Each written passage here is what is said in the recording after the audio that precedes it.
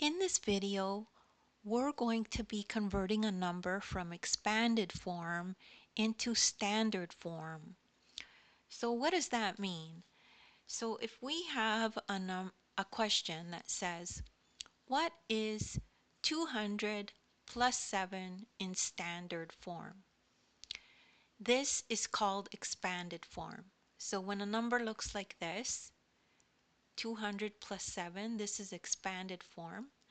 And they want it in standard form. So how are we going to do that? The easiest way is to remember this chart. And we've used this chart before in other videos. You just need to remember that the hundreds is found in this column, the tens is found in this column, and the ones is found in this column.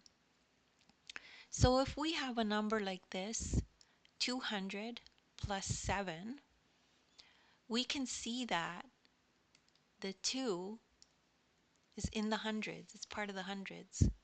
So we put it in here, 2. And then there's no tens here. We don't see a number greater than 10. So there's nothing to be put in here, but actually we need to put in 0. And then we see here there's a 7. That's the part of the ones, so we put it in here. So the number,